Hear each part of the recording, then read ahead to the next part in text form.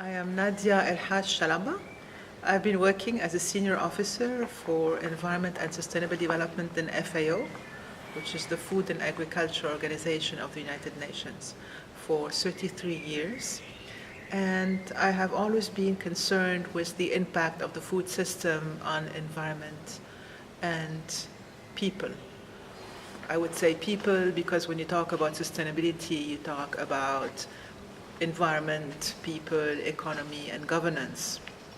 But then when you look at what is the main well-being indicator of people, it's really health.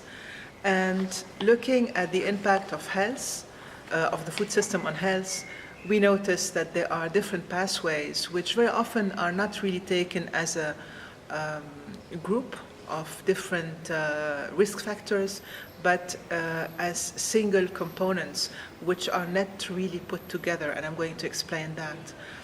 For example, the main problem of food, as you know, is hunger. Hunger, which is still striking over 800 million people.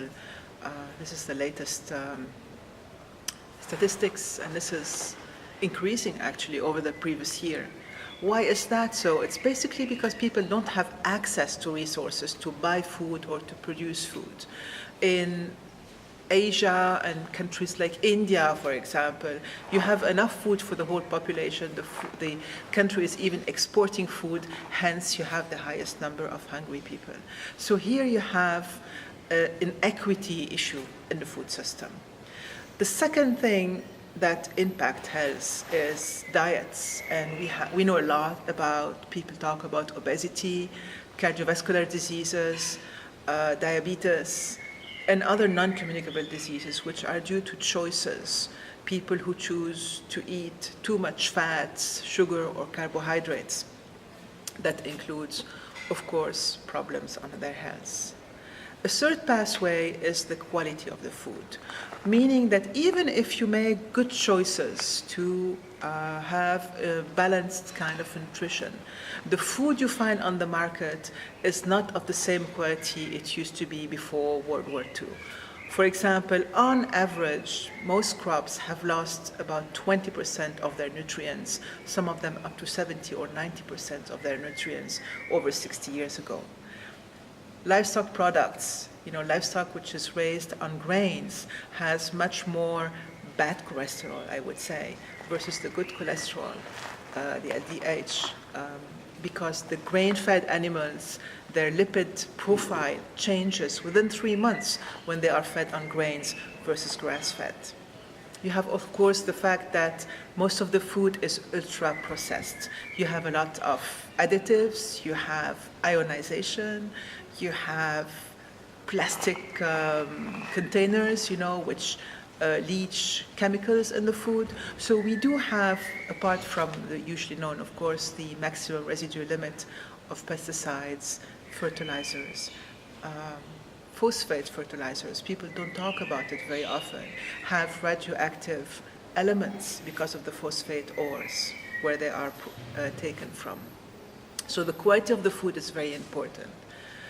Another pathway is, of course, the quality of the environment and how agriculture is polluting our environment, and this is through pesticide use, for example. If you take the PCBs, all the persistent organic pollutants that have been sprayed in nature, which we still find today, even though many of these chemicals are today banned under the Stockholm Convention, you still find them in the fat of animals, of breasting women, and so forth.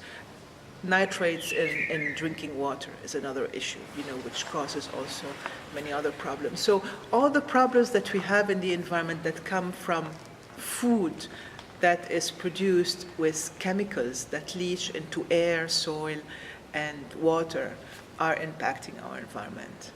Lastly, the fifth pathway is really for workers in agriculture, and mainly the pesticide applicators is the first categories.